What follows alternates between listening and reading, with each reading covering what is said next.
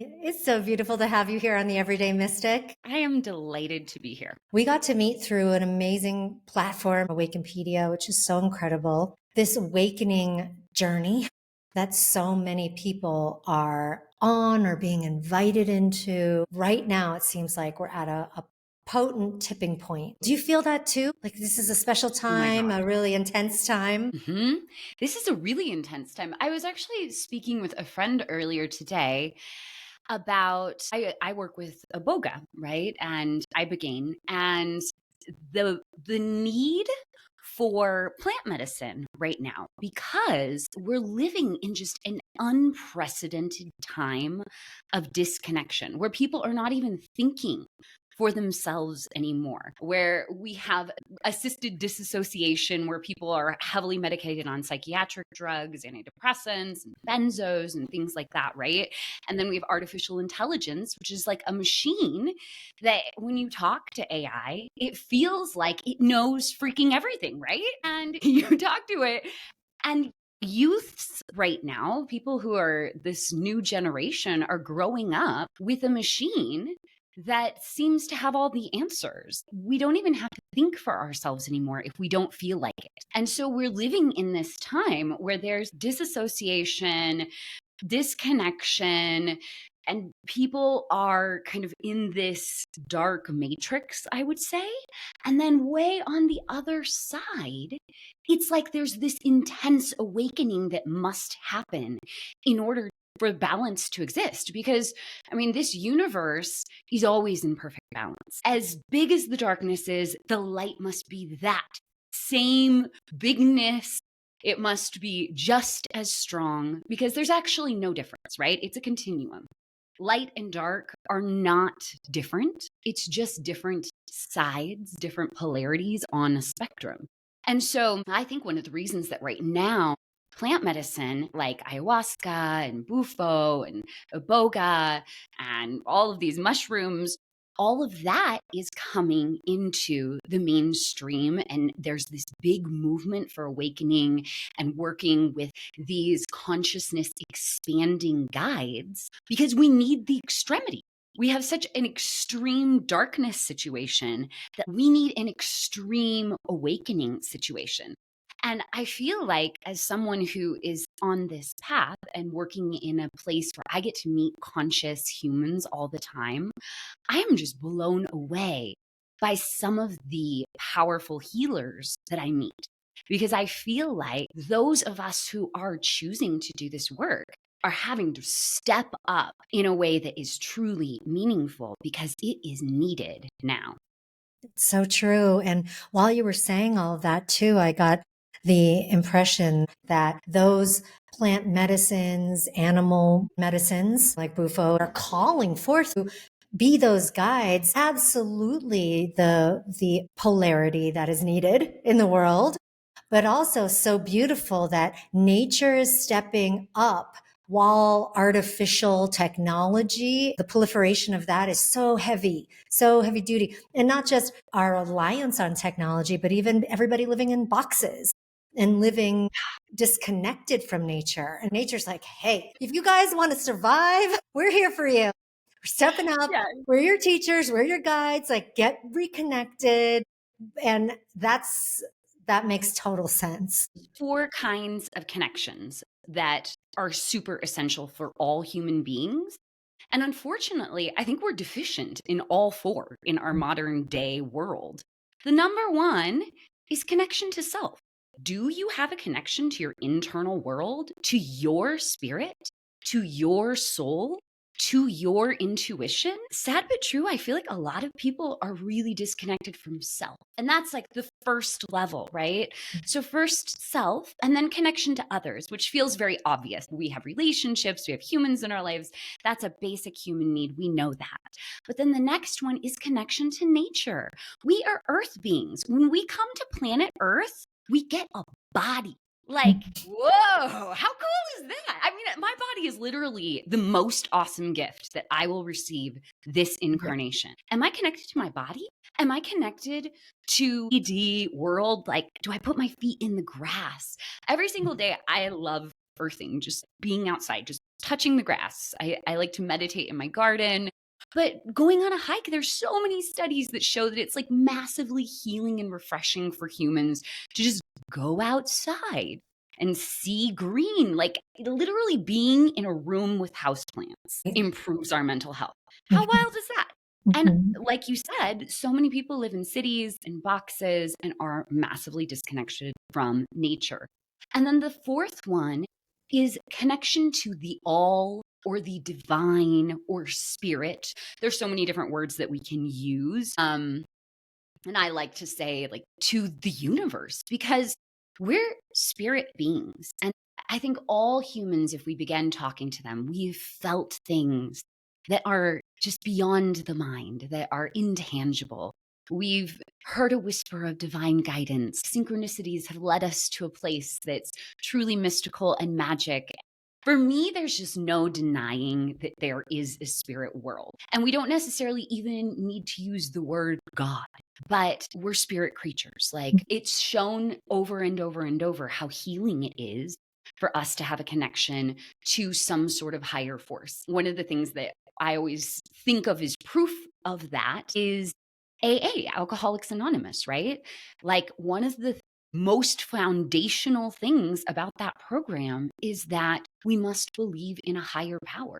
And whether or not you're a pro Alcoholics Anonymous, we can all agree that system has saved millions of lives since its inception. And there's so many other examples that we can find of how faith and a trust, a knowing that there is something bigger than just me, Amber, is really healing for our souls. And so for me, those are the four types of connection that are just essential: connection to self, connection to others, connection to nature, and connection to the divine. Yeah, absolutely necessary and so important for those on the spiritual journey to remember that we are earthly beings. And I talk about this a lot on the podcast because I think those who come to a podcast called The Everyday Mystic are interested, of course, in the mystical, spiritual aspects of life and exploring all of what that is. And it's important for me to say, and so many of my guests also reiterate this, that we are souls incarnate. So our experience here isn't just let's go off into the spirit realm and lose ourselves in that realm or in that bliss, because that's not why we came here. We came here to have this full human experience, this spirit experience of this amazing body and all of the things that we get to touch and feel and sense and have and do here. So to be able to have a spiritual experience is very grounded and very embodied is so key, I think, to living what we're truly here to live. And one of the stories that I'll never forget from a guest on this podcast, her husband and her met through some meditation retreat. They both meditated very regularly and had their strong spiritual practices, yogic based. And 10 years or so into their marriage, he committed suicide. So the story goes is that he was spiritually bypassing all of the actual problems in his life. All of the actual human experience were being ignored. And the way that he would cope was through spirituality, was through his meditation. And so we can see that a lot, obviously, when we work with clients or talk to people in general, that there's a spectrum here of our seeking. We are, yes, in the one wanting that connection in all of those quadrants, as you mentioned, but we aren't giving up one for the other. Not one is better than the other. It's a completely holistic approach. And we are therefore reminded that we're already whole, that we're these whole beings that get to choose that full experience rather than, oh, it's better to be a spiritual person and go off and meditate and communicate with animals and mushrooms and have those experiences. That's all well and good. But if we're not embodying that, If we're not actually carrying that into our everyday, then what's the point? So you do Mhm. iboga ceremonies. How important is it for you to do post session or post ceremony integration? So I actually don't lead ceremonies. I work with some really, really beautiful partners, and I Yeah. am a coach who accompanies people's process. So that question is actually even more relevant Yeah. because what I do is I help people prepare for either a microdose experience with iboga or a flood dose with ibogaine. And then during the microdose, if somebody's microdosing, we'll be doing coaching. And then after the experience, I work with them to help them integrate because, yeah, it's really cool to go tripping through the cosmos. And that's a fun experience, but it's not the point. The point is to bring it back and apply it to real change that will impact your life. Like these kinds of experiences should be a before and an after that's about transformation. And I think what's really important is when people are doing these kinds of experiences to go in with a truly a truly deep intention that comes from the heart and have a reason. I don't really think that we should just be doing lots psychedelics because I'm curious. That's valid. Maybe you're curious and that's your soul call. But I would always challenge people like, why is your soul calling for this? Where is it that you are being asked to break through now? And the kinds of intentions that people have can be a big range. But normally, I encourage people to say, my intention is to break through when it comes to something I am viscerally struggling with, something I am legit desperate to change, where I need bigger than me help. And I'm going to throw it out there that I think all of us humans, even those of us like myself who does like I do lots of work. And I can still tell you there are places in my life where things are not ideal and I could use help. And I do, especially when I'm feeling really stuck, I will turn to these guides to help me break through and get to a new level of understanding. And when it comes to working with plant medicine, whether it's iboga or mushrooms or ayahuasca, or even psychedelics. My very, very first psychedelic experience was with LSD. And it was like a Stanislav Groth style healing ceremony that was like 8 hours long with the eye mask over. And it was a really, really cool experience. I actually think LSD is an awesome substance for early journeys because it has less physical discomfort than some of the other options. But you get to this place where your consciousness is expanded and you're receiving tons of new information. Like if you look at the way that these substances work in the brain, it's so fascinating. I love to Google your brain on mushrooms and check out the cool diagrams because you can see the way a brain is normally lit up and the places where there's activity. And then you see a brain on mushrooms and it's just like, all these new areas are lighting up and like all this activity is happening. And iboga is super amazing because most of the psychedelics work on serotonin receptors. And iboga, I want to say there's like 12 receptors that it acts on in the brain. There's no other substance that can do that. And so your brain is literally getting activated in all these new ways. It's impossible that you're not going to receive new information and think differently. And so, in that moment, what's the opportunity? That's when you can get a new perspective on that thing that you've been viscerally working to break through. And I think that these substances, too, especially something like iboga or mushrooms, where there's a plant spirit, they're guides. They're there with you during the journey and they will guide you. And so when I am in the middle of a journey and I'm like, wow, this is hard, it's confusing, I'm getting all this new information, what do? I say a prayer. I say, help me. And always, always help comes, right? One of the coolest things that I think psychedelics and plants can help us with is what is called rechaptering. And that's a recapitulacion is the concept in shamanism here in Mexico, where I live. And you live. So, recapitulación or rechaptering, like if you think of your life as if it's a story, you get the opportunity to go back to a chapter that already happened and potentially relive it, experience it from a new perspective, and gather new information. And the way I tell my story is so incredibly powerful.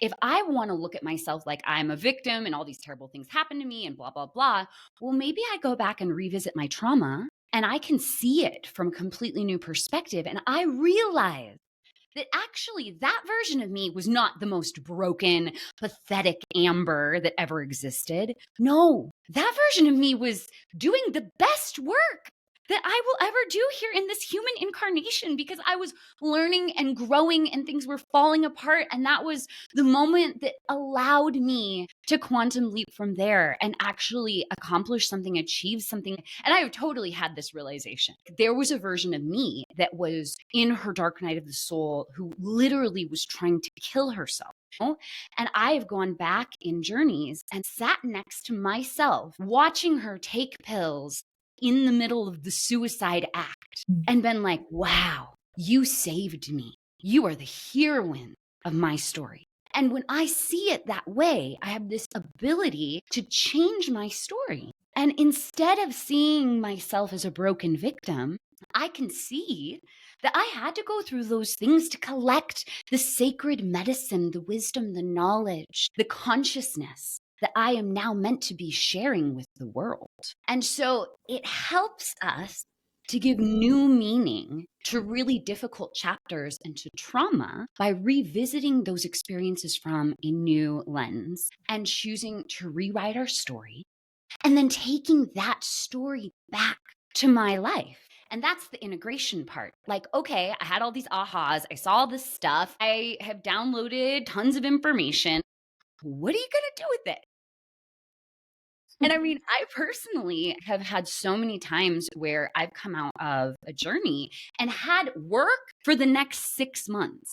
I did 2 ibogaine sessions in February, and the ibogaine told me, it's time for you to make a class. I want you to start sharing your wisdom and knowledge. And so I am a huge proponent of take that, what you just discovered, and let it change your life. Go ahead and forge a new relationship with spirit, with the divine, with these plants, and listen to the whispers that they have for you. Because I do believe that inside of us is this wise soul that is in constant dance with the universe. Our soul here, having this experience, is here to uncover that, to discover that. That's the whole point. So to not know it now is just motivation to keep going and to keep experiencing and to stay open and to be that beautiful channel of information that might come from iboga or might come from this beautiful bird that lands on your ledge or come from a baby and the experience you have in that connection. I mean, we are so beautifully surrounded by wisdom and the energy of all that is, which is what I call source consciousness and God or the universe, this energy of all that is that permeates all things. When we allow it to be in our life, when we invite it in as a religious person might invite Jesus into their life. And I just think that Jesus is another messenger for that energy of all that is. And he's a beautiful messenger for so many people to deliver the same message of you are divine. You are here to live out this incredible experience. Let's go. Let's do it. And having that invitation is hard to accept sometimes because of the trauma that people experience that denigrates them to the point that they don't believe they deserve it. So we live in a matrix, as you mentioned earlier, that loves to traumatize people.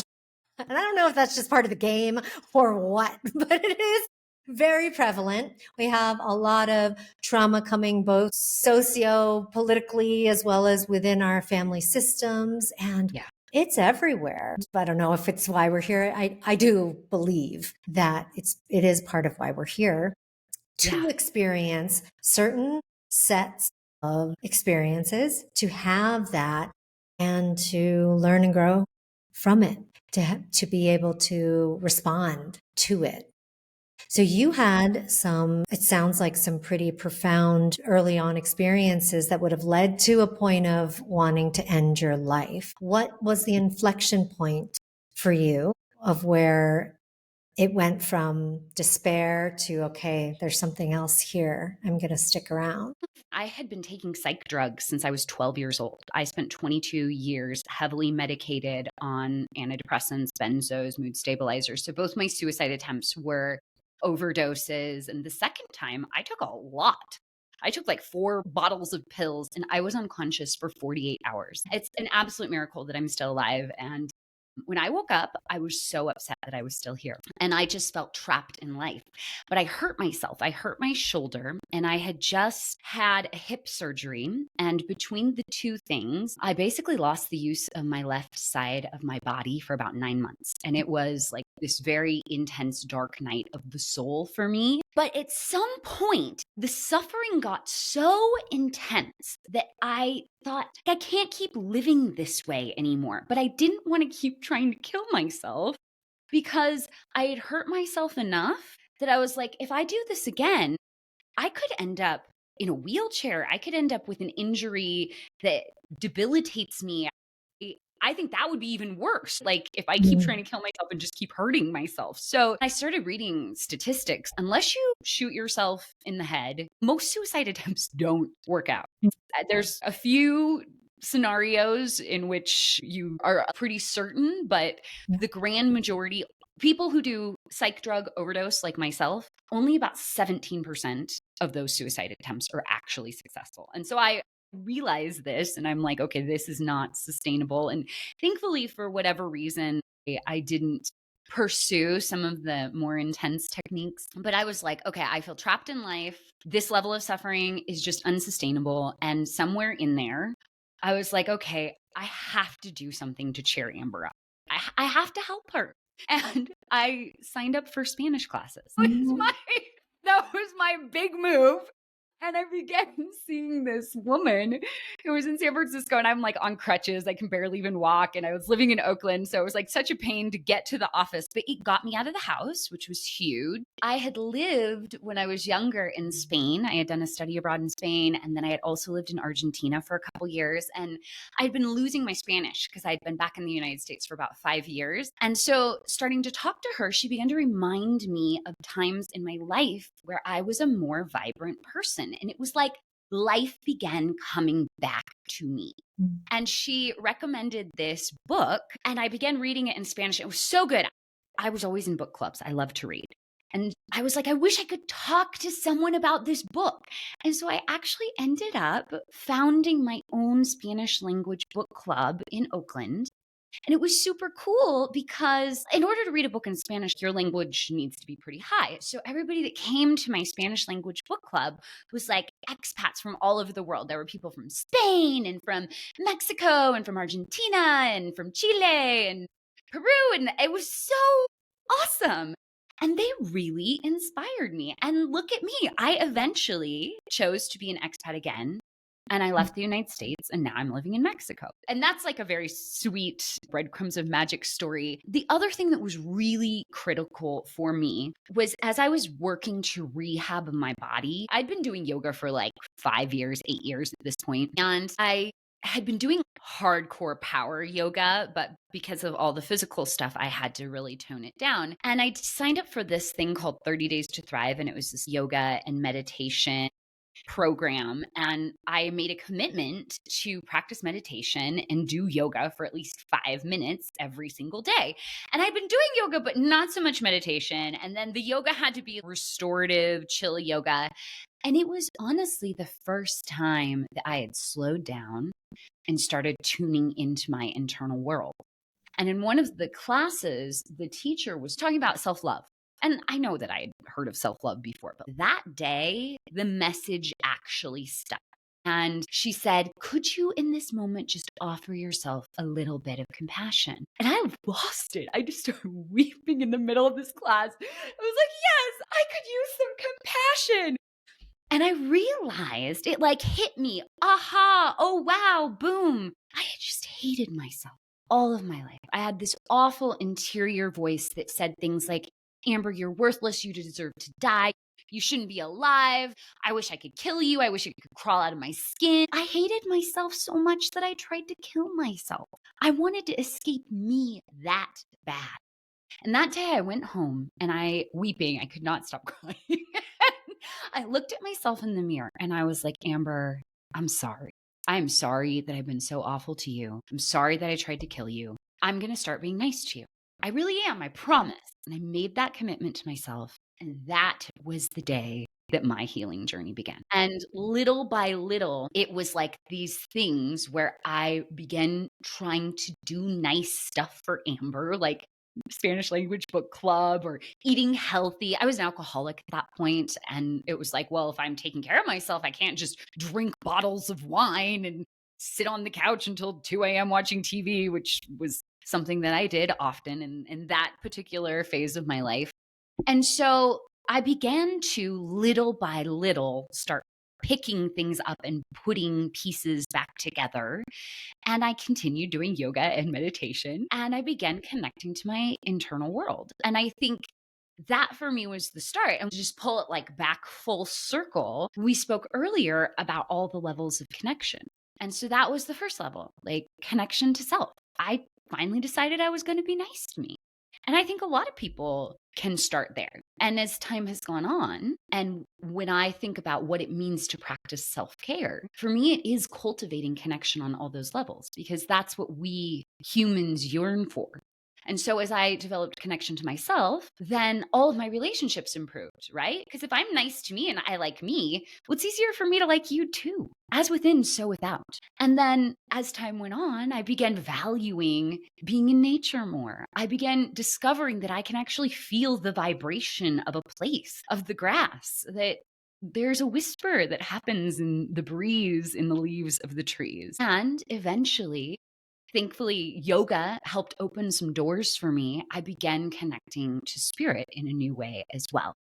And that has just brought me tremendous healing. I was just saying and sharing this with someone earlier today, how I had been also on this wellness healing journey for the last, 25, 30 years. But it wasn't until I invited spirit into my life fully that I said, not the same words that might be used in an AA meeting of, oh, I'm powerless to alcohol. I don't feel like I or we are powerless.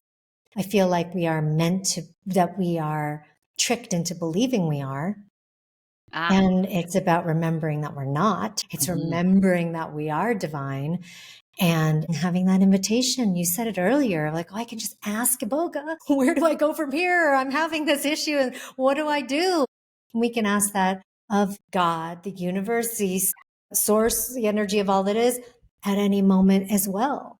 And we forget that we have that connection. We forget that we are this being that is the divine incarnate. So there's simplicity in that too, of just being able to sit with oneself, clear and open those channels and just ask. We think we have to have all the answers ourselves, or that we have to read it in a book. And I'm not saying don't read books. I think books, teachers, programs, courses, ceremonies, supplements, whatever, can all be amazing guides, amazing teachers when called to them.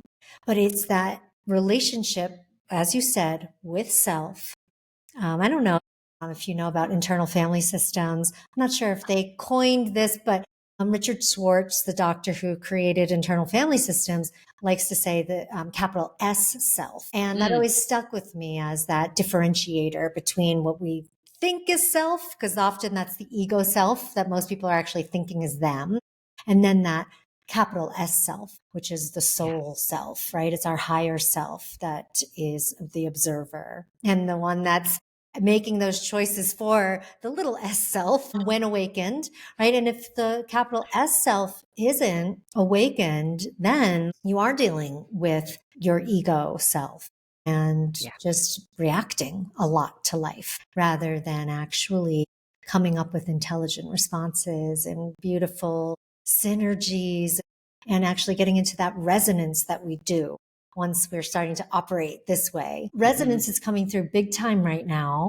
What does that mean to you? That word, that concept, that practice? Resonance. Well, I think that's the feeling that you get. Something resonates when it's just like capital T truth, when something is so aligned. And we've been talking about how there's guidance available. And I believe that this journey of awakening, like, I'm a guide and a teacher now, and I don't own any information. Hey, Amber, Renee Cummings. I honestly can't teach you anything. I just am regurgitating things that I've heard and that other people have heard. Like, all the information is out there. It's existed for eons, for millennia. All that I am doing is trying to trigger you to remember, because I believe as humans, we already are just infinitely wise, and we have all the knowledge that we need.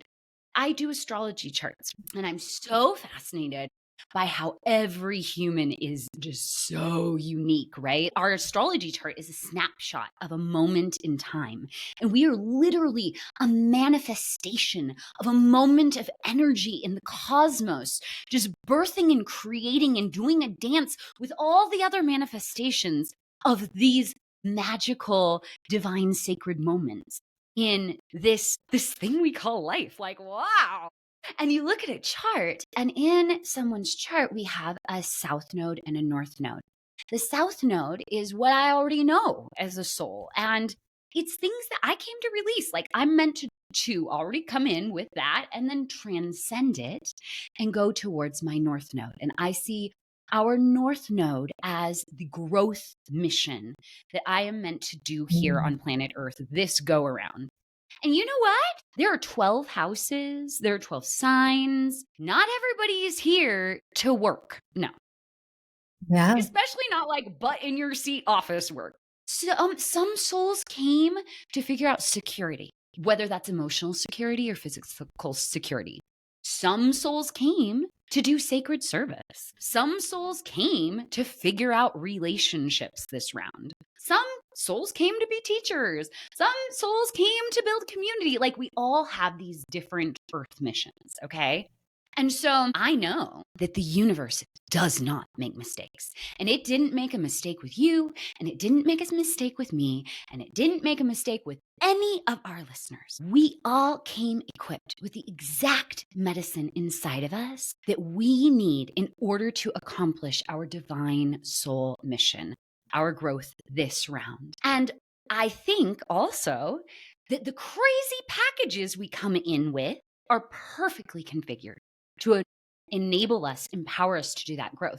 So what if, instead of looking at my parents and saying, my God, I can't believe what a weird why those people, right? No, my parents had the exact set of problems and trauma to give to me that would break me down and force me to do the growth and have the issues and collect the trauma I had to overcome in order for me to get to be the Amber I am today. And I still have so much more life to live. I have no idea what will happen. I'm so excited to discover, right?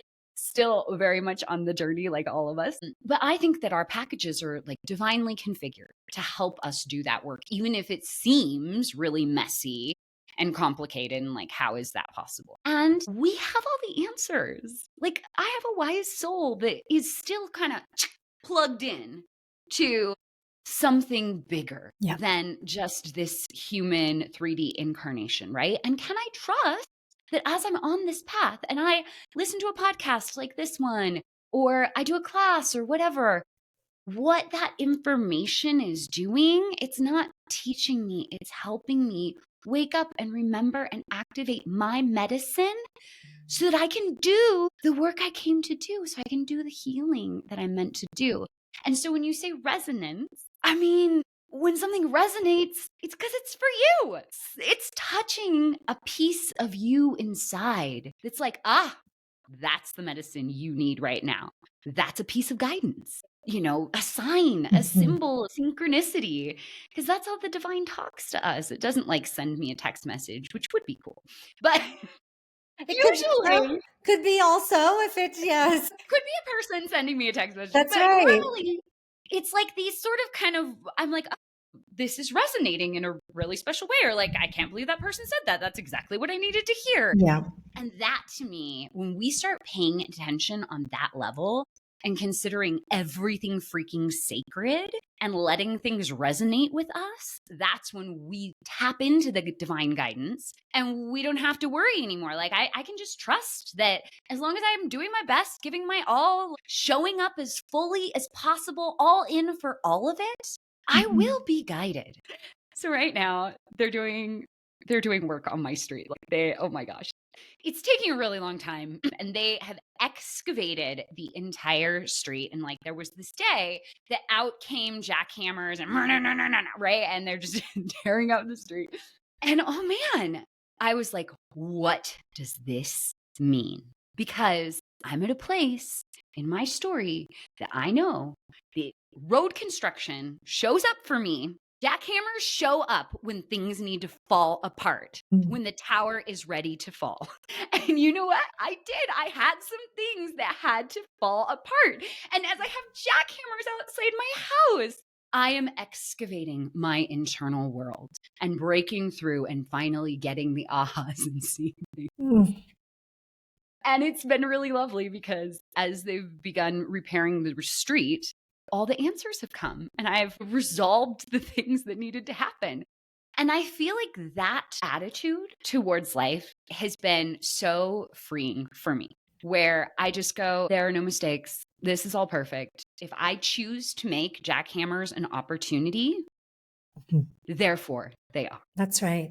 That's how powerful we are. And not to say that other forces aren't powerful or as powerful, but we get to be that involved in our own life. And that goes from what you were saying earlier of I'm not going to be Amber the victim anymore.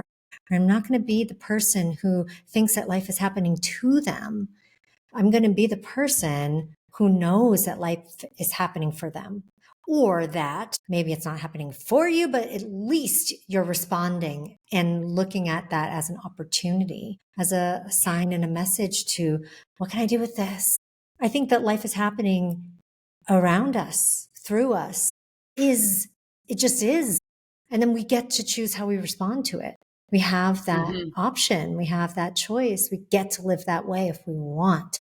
So I so love that you're both living that way, that you're sharing those gifts with others as they get to open up to and live that way. So your work as a coach is so potent, so beautiful. Do you have any final messages or words that you want to leave with the audience today? And then they can go to the show notes, click all your links, connect into all the beautiful work you're doing, and maybe they can even come visit you. Do you do any in-person things for people to come travel to in Mexico where you are? Currently, I am not, but I am in the midst of a really exciting project where we're creating a center where we will be doing ibogaine blood doses. But at the moment, I'm mostly doing coaching online. Although if somebody comes to Mexico and wants to come to Tepoztlan to visit me, I mean, we can talk. Perfect. Custom retreats. As far as just closing words, I think we can sum up and close with the difference between human perfect and divine perfect. Because that word perfect is a little challenging. If I'm like Virgo style perfect, I've got a Virgo ascendant, and I just need to have everything be so right and get all the things perfect and control everything, and I'm not doing a good enough job, and oh my God, right? Like so much anxiety. And that is what drives us crazy. Me thinking that I know how it should be and trying to force that into existence and then being all stressed out and frustrated when it doesn't happen. And that's normal, right? I mean, no judgment. I really get that situation. But then there's also divine perfect. And divine perfect is often the things that seem like a giant mess. And you're like, what? How is this? No.